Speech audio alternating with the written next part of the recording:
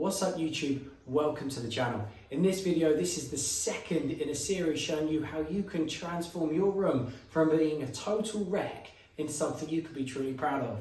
Yes, in this video, we're going to show you how you can dot and dab your walls so they look nice, square, flat and ready for plastering. But what is dot and dabbing? Well, in this country, there are several ways that you can get over masonry based walls. You can see here in the background here we've got thermalite lightweight blocks on the walls. Now we've got a couple of options. We can either float and set those, so use a backing plaster and then skim over the top of it, or we could use dry lining, so plasterboard, and stick those to the walls. That's the method the builder has chosen for this project, so we're going to show you how we go about doing that. So enjoy the video. When it comes to preparing the walls for dot and dab, one of the things that we like to do, especially when we're going over thermalite blocks like these here, is we like to just seal the blockwork. Now, this isn't always necessary, especially if you're going on to old walls which have been painted, but this is new blockwork. Thermalite blocks are incredibly porous. As such, what we like to do is we like to do a 50-50 mix between blue grit and PVA glue. And all we do is we literally just get it on a roller and we just roll the walls like this all the way along. Doesn't have to be fantastic, but we just roll all of the walls that are going to get boards stuck to them, just to help kill the suction so the drywall adhesive doesn't dry too fast. So top tip, kill the suction on the blockwork before you stick the boards to the wall. Okay, so when it comes to a good place to start, our personal preference is always to do the reveals. And there is a very good reason for it. When it comes to doing the reveals, what you want is to make sure that the reveals are the same size all the way along, which sounds simple. But the downside is that if the windows for whatever reason aren't level, or the blockwork isn't level, when it comes to sticking the boards on the wall, so you've gone around and you've leveled this up perfectly and it looks fantastic, then when it comes to sticking the reveals on, if one of them isn't level, what happens is that the reveals end up cheese wedging.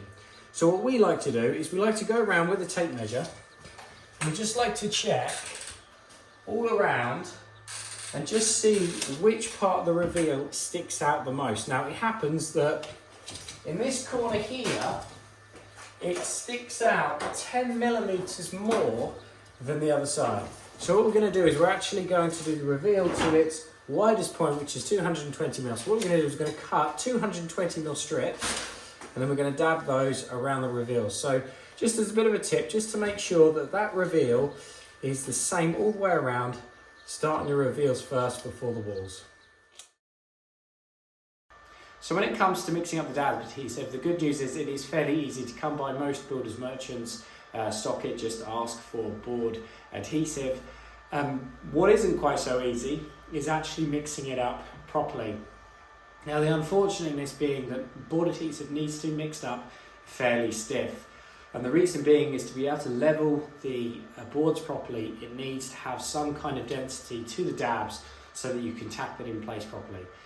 Not only that, you're going to need a relatively decent mixer. The good news is they're not particularly expensive. Places like Screwfix, Toolstation, etc.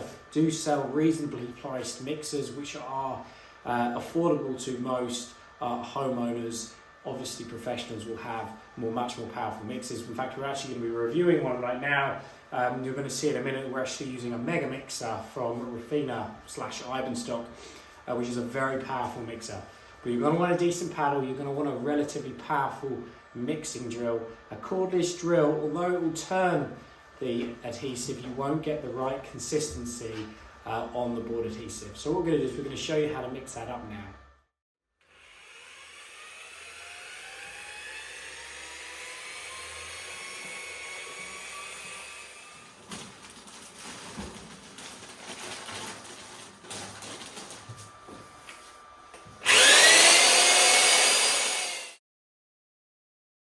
Okay, so this is now being mixed up, and hopefully you can see from the trowel, you can just see how stiff that is. So it's holding all of its weight. That's what you want. So if you mix it up properly, it should still be malleable, but it holds its shape when you scoop it out. That's what you're looking for, to be able to stick the plasterboard and have enough room or enough density to be able to level these up. Just another minor thing as well, when it comes to the buckets, at very minimum we recommend using something like a gorilla bucket.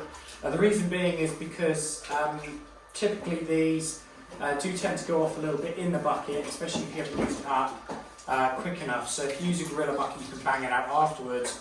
Or if you want a really nice bucket, Rafinha have just started making these. These are specifically designed for things like hardwall, bonding and dab adhesive. They come in an array of sizes. This one here that we've got is 100 litres. So this bucket will take 4 bags of dab.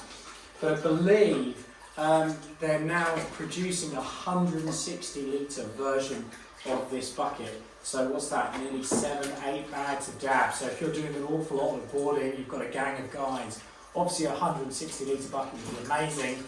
That is the downside of a gorilla bucket. They only go up to 75 litres. So you're only going to get 2.5 bags of dab in a gorilla bucket.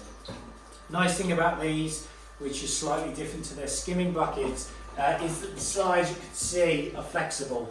So you're getting both sides, so you're getting both benefits. So you're getting massive buckets for you to be able to mix up loads of dab adhesive all at one time, but it's flexible enough that if it goes off in the bucket, you can bang them out. So I don't know whether they're available on the Rafinha site just yet at the time of this video dropping, but certainly they'll be coming out very soon if they're not already. So possibly consider giving it a look. Certainly if you do a lot of floating set or you do a lot of dabbing, these buckets are amazing. We will do a proper review on these buckets later on, but something to consider is the buckets that you are using. So when it comes to sticking the reveals, you'll see here that I've just put the head on.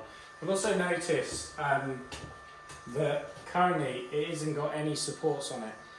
Dab adhesive works on suction, so you don't need to put any props on. If it's mixed up with the right consistency, when you stick it on, it will just hold itself in place. So, so don't worry too much about the props and what have you.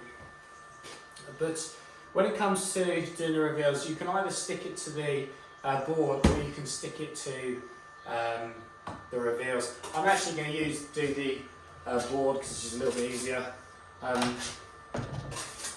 Obviously, we don't stick the adhesive onto the board when we're doing full sheets. It should be every 30 centimetres in reality, as long as you've got plenty of dabs on it. I'm sure it's fine. I wouldn't worry too much about it. Now you'll also notice at the bottom here, I've also put 2 packers of sheets of plasterboard on the bottom, on the floor, and that's to stop any moisture transfer, so the boards are all lifted up off the ground. So what we're going to do is plonk that on and push that in gently. What we're going to do is use level and gently push it in.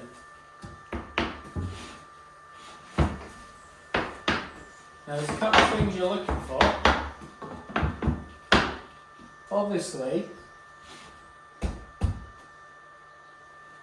you want to level the window, but you also just want to make sure the gap along the window also looks right as well. And then once you've leveled that out, what I find helpful is something like this, which is a speed square, and then just offer it up against the reveal like that, so you can actually see there's a gap here. So what I'm going to do is I'm just going to push that edge in ever so slightly, just to level that up.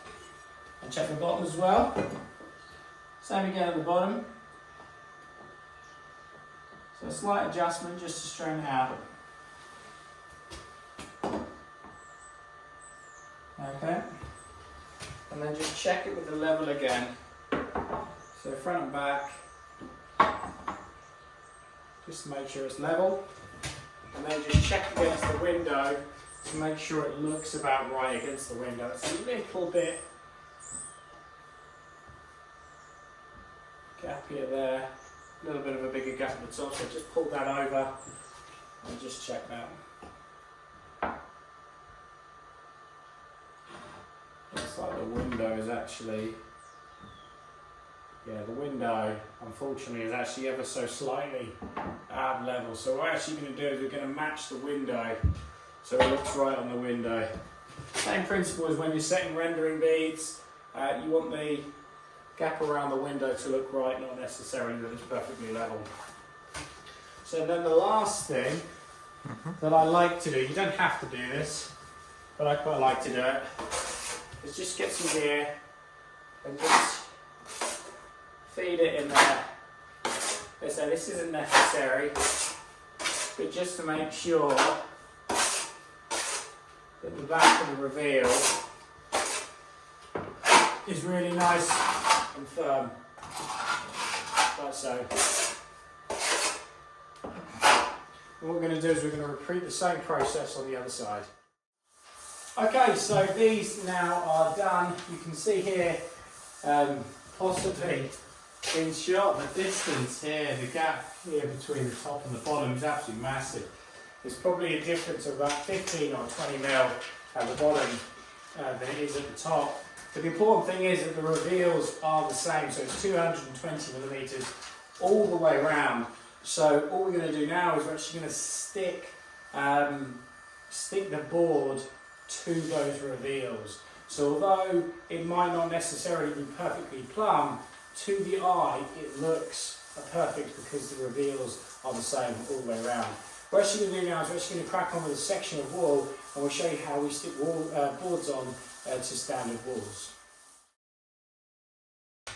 Okay, so when it comes to doing the standard section of wall, you've got the choice of either putting it on vertically or horizontally. Now it happens that this section of wall is just over 2.4 metres, so to make my life easier I'm actually just going to lay them horizontally, but in reality either is fine. There isn't really much in it either way. But what is helpful to do is if you just get your tape measure and where it says 1200, just get a bit of plasterboard and then just score a line like so. So we know that our board is going to go there. Now the reason why you want to do that is that you want the dabs to be as close to the top of the board as possible without it spewing over. The reason being is if it spews over then it gets on to the outside of the board. Not only is it messy, but it's also a little bit harder to get the tape to stick, so try and keep it as clean as possible. Now when it comes to sticking the dabs, now there is technically a gold standard when it comes to sticking boards, and that being is supposedly for fire you're supposed to do a solid perimeter all around the board. I don't think there's an awful lot in it, to be perfectly honest with you. So we don't generally tend to do a solid perimeter. Usually you'll end up using a bag for every single board if you do that. However, if the builder insists on it, then by all means, and if you're trying to build it to spec, then by all means as well. But there are a couple of things that we would recommend. One of them being is that we do recommend doing a solid bead across the bottom, and the reason being is it makes it easier for the carpenters to fit skirting because they've got a firm backing to go to. The other thing to also bear in mind as well is that on a new build they have something called a pressure test on it, where they do test the pressure of the house, and if you don't have a solid bead, at least on the bottom, it does run the risk of it failing its pressure test because it it loses pressure through behind the dab. So that is something to take into consideration if you're doing new build work. But as a general, we recommend every 300 or so, and what you're looking to try and do is a nice decent lump and then just smear it on so you have a nice big blob for the board to stick onto. A solid bead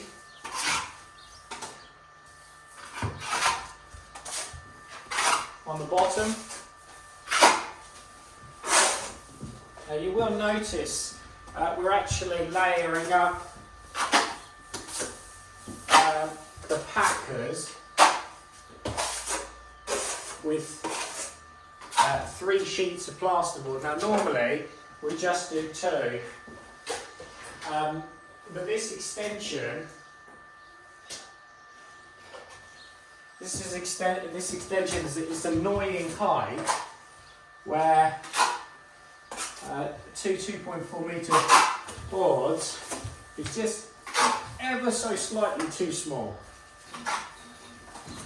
So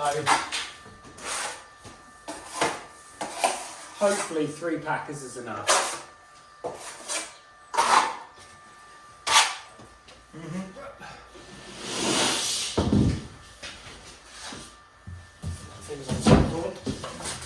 What we're going to do is just very carefully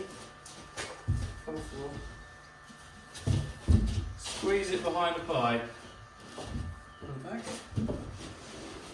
like so. You can see that was our chalk line and it's just where the board is. Now what we're going to do here is just going to get our level and just gently tap it in place. Not too hard. Notice I'm not banging the level. So I'm purposefully not knocking it all the way home at the moment.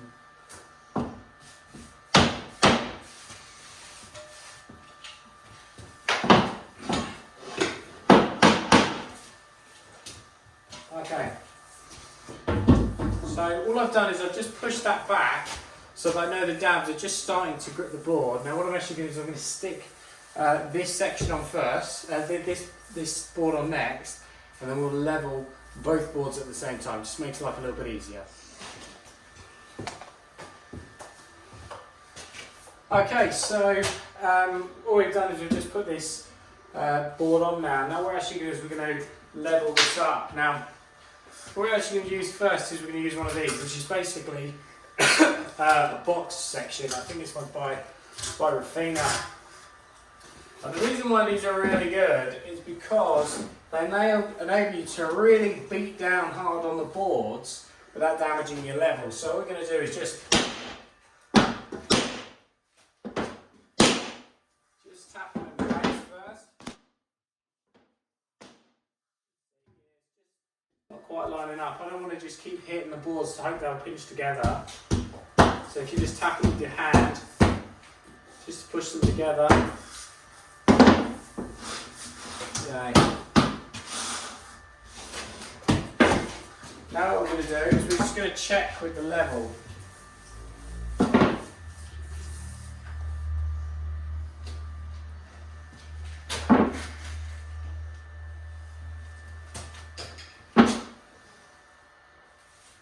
They're not normally this easy to get right. And then what we're going to do is we're then going to check the horizontal. So you can see, you can't see on the camera, but there is a few dips here. So we're going to just knock them in.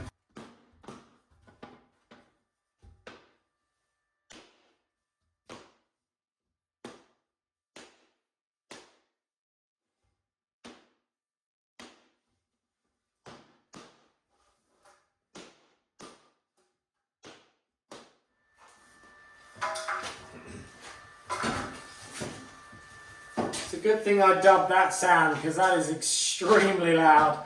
I was obviously having to hit extremely hard on the box section to push that in, which is why you don't want to use the level, because it is a surefire way of ruining the level. I'm just going to check again.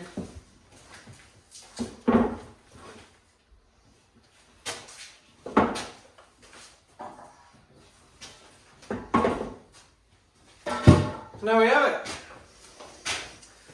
This section are all perfectly level, so what we're actually going to do now is we're going to skip over to the other side and we'll catch up once we've boarded that section. Okay, so when it comes to fitting the plasterboard above the lintels, there are various ways you can do it.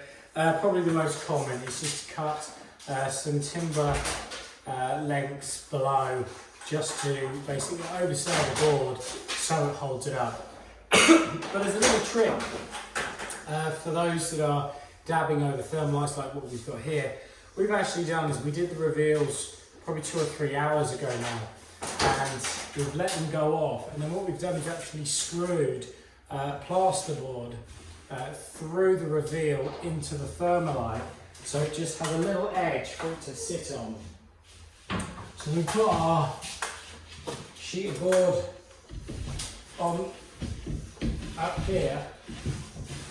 It's just got something to sit on so it doesn't fall down.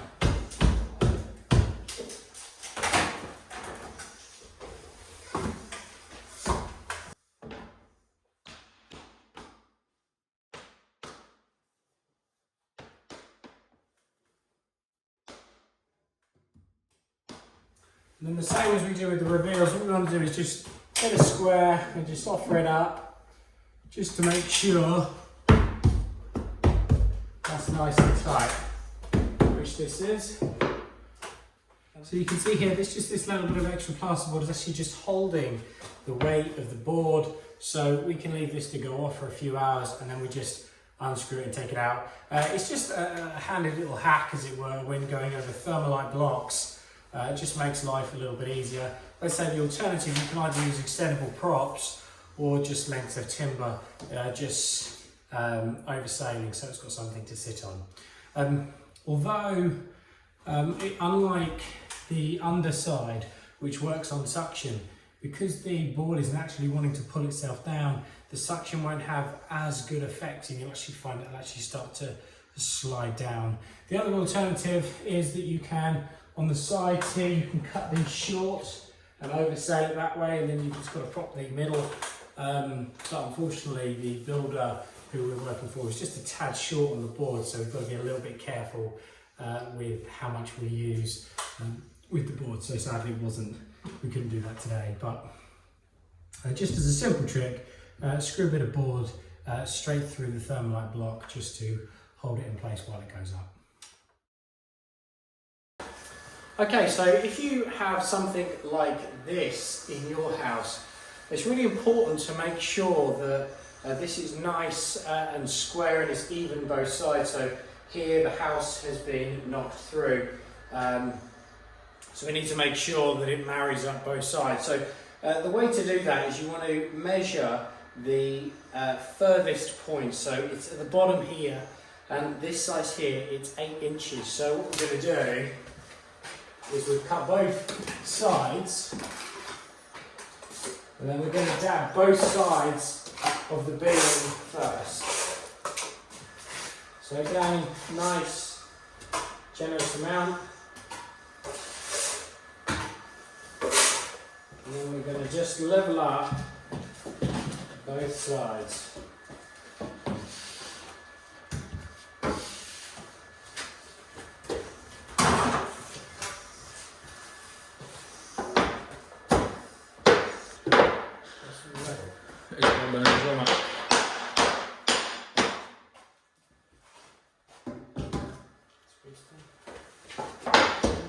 Check the level, a bit out the top, pretty good. And then, same as the reveals, just going to check it for square. So it just needs pulling in a little bit. And because this kitchen is going to go all the way through, we just want to make sure that this section here is nice and square. Lovely.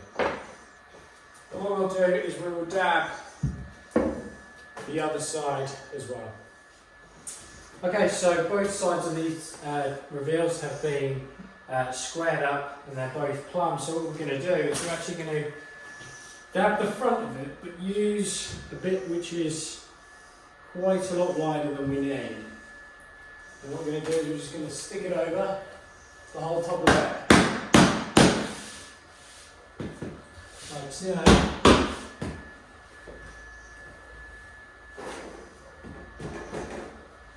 And then what we're going to do is we're going to let that go right off, and we'll cut that back once it's dry. Pretty good. So what we'll do then, probably tomorrow, let this pull in, and then we'll just run a a knife from Hultafors around the back of it just to square that up. So that is it for this video. It's just a very brief overview of how you can dot and dab the walls in your house so you can start turning that wreck of a room into something that you can be proud of. In the next video, we'll be looking at the final preparation that is required just before you start plastering. So it will be bonding out chases, killing the suction, setting beads, etc. So look out for the video, maybe give it a thumbs up and subscribing, possibly consider turning on the notification bell so you are notified when that video comes online. Thanks so much for watching. We'll see you in the next one. Thanks again.